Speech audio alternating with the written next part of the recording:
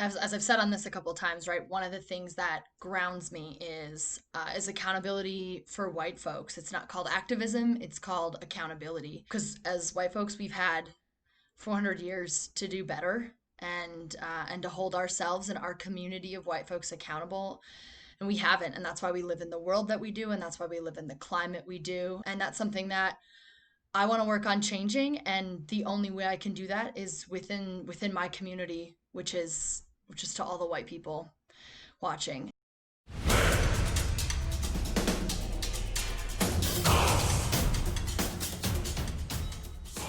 And so I'd been kind of thinking about like what do I do? What's most useful? And what's been a big part of my journey? So in a previous video, which you can check out over here, I talk about kind of the first couple times where I was defined by my race. And to be honest with you, I thought talking about it would be fairly easy. I talk about race all the time. There's no one in my life that doesn't know that I talk about being white all the time. And I've said all those things out loud before, but it's kind of a whole nother thing when you put it on video and post it out to the world. But I understand that it's important. The more eyes that can see it, the better. Hoping that some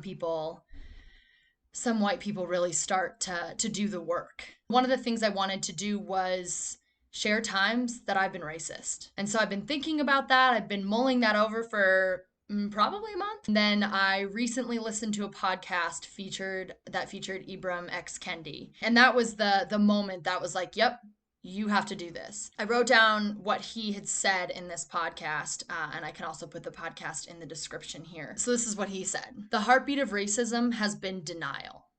Has been to deny that one's ideas are racist, that one's policies are racist, and certainly that oneself and one's own nation is racist. By contrast, the heartbeat of anti-racism is confession. It's admission, acknowledgement, is the willingness to be vulnerable, willingness to identify the times in which we are racist, to being willing to diagnose ourselves and our country and our ideas and our policies. The reason why it's the heartbeat is because, like anything else, the first step is acknowledging the problem. We can't even begin the process of changing ourselves, of acting in an anti-racist fashion, if we're not even willing to admit the times when we're being racist. So I realized that essentially to be an anti-racist is to admit when we are being racist. So to paraphrase, the heartbeat of racism has been denial. So to be anti-racist is to admit when we are being racist. So here I am, openly admitting and telling stories about when I was racist and when I have been. And I'm not saying was, I still am. All white people are racist because we grew up in a society where racism is everywhere, but we've had the privilege of not knowing. And so therefore, most of our behaviors are rooted in racism. And that's something that I'm still learning, and I'm still fucking up. I'm still doing racist things. I'm still saying racist things. I'm still causing violence. I'm still causing harm to people of color all the time. And I'm trying really hard not to. But I still do. And so I need to get better at, and so we as white people act like we're not racist, but we are. And all people of color know we're racist. So we might as well learn to admit it, to like be able to identify the time we were racist, acknowledge why it was racist, and try and do better. That's what I'm trying to do. I've been on this journey of learning about my whiteness for probably about 8 or 9 years. And my goal now, it started and was like, I'm just not going to be racist anymore. As if we can do that. We can. Now my goal is to be better at recognizing it in the moment so I can cause less harm. I don't mean by saying something racist and then profusely apologizing and saying like, oh my gosh, I'm so sorry. Like, sure, an apology is important, but you have to ask yourself, who is that apology for? Is it for me, so I feel better about saying something racist? Or is it actually to the person of color that I caused that violence towards? I still struggle to do so, and I'm trying to get better at it at all times. So I will go ahead and share a couple times that I can remember that I've been racist. These are not all of them. These are probably a very minuscule amount, but these are the ones that I remember or have been called out on or have analyzed since that have made me realize that they were racist. And a lot of times it wasn't in the moment.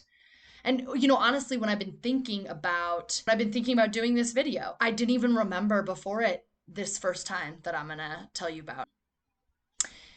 So I was in high school, and I think I shared in a previous video that when I had learned about when I'd first been called white, right? It was by two black women on my basketball team in high school. And I'm mostly hung out with white folks, right? Except for when it came to when I played basketball. And I had a white friend who I grew up with, who I'm still friends with. And at one point, she totally called me out on the fact that I changed the way I talk when I hang out with black people. And that's racist. It's racist because it's considered code switching.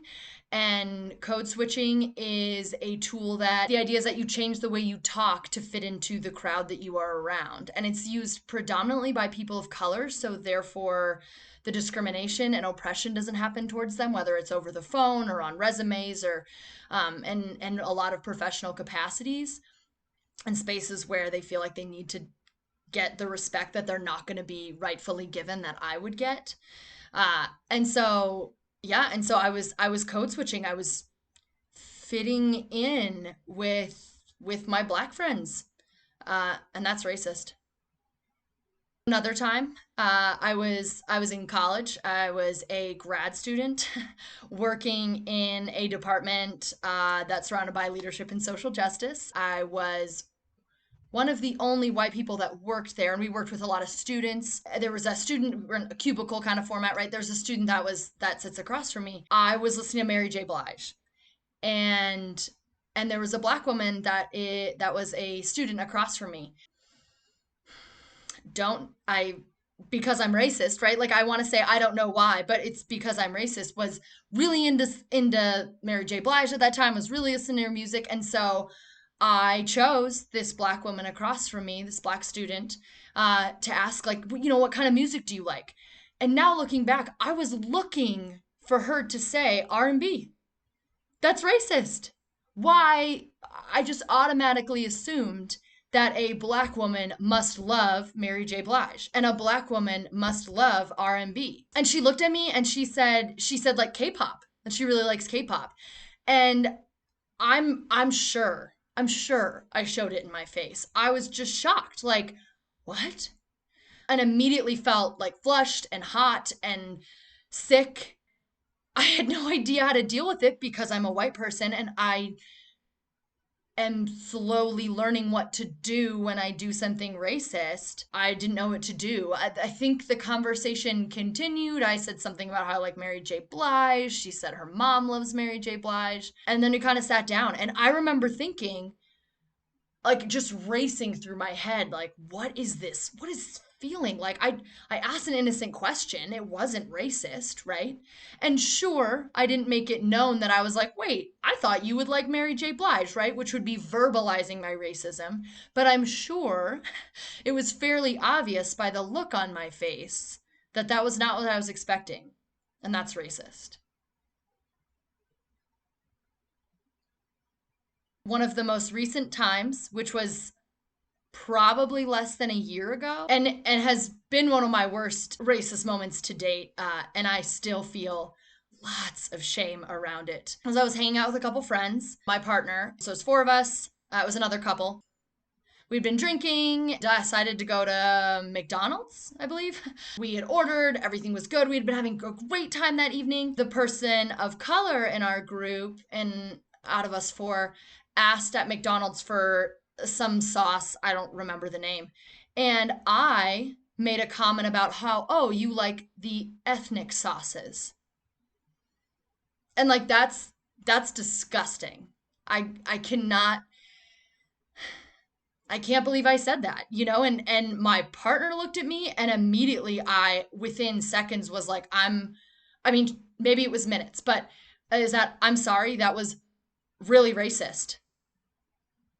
Of course, when you say sorry as a white person, it automatically puts it in the hands of the person of color to be like, it's okay, when it's not.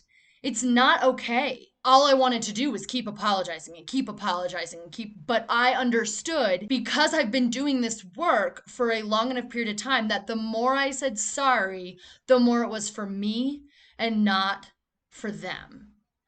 And that's a problem. So I held myself back, but it ruined our whole evening. Everyone, I think, tried to move on from it, and not that anyone else should have had to move on for our enjoyment. I ruined that moment, and it was awful. Still to this day, like I said, I feel a lot of shame around it because it was awful and really racist. For anyone that doesn't understand why why that was racist, is because when we think about, people say like race and ethnicity, right? Race is different than ethnicity is. Everyone has a different ethnic background. My ethnic background is German, English. Everyone has ethnic backgrounds, right? But the difference is, because we are a society that centers white and whiteness, that ethnic always means cultures of color. Take the grocery store. That's Kroger's, that's Publix, that's King Soopers, that's Fred Meyer, that's all of those. Everyone knows that there is an ethnic food aisle, right? And now some grocery stores have changed it to international. But let's take a moment. What is down the international food aisle? Communities of color, cultures of color. Where's pasta? It's down the pasta aisle. Where is pasta from? A different country. It's not from the US, but that's not in the ethnic food aisle. So ethnic automatically is totally racialized in this country, to be associated with cultures of color, and specifically immigrant cultures. Therefore, by saying that is a racist term, by saying like an ethnic sauce. And so that was racist.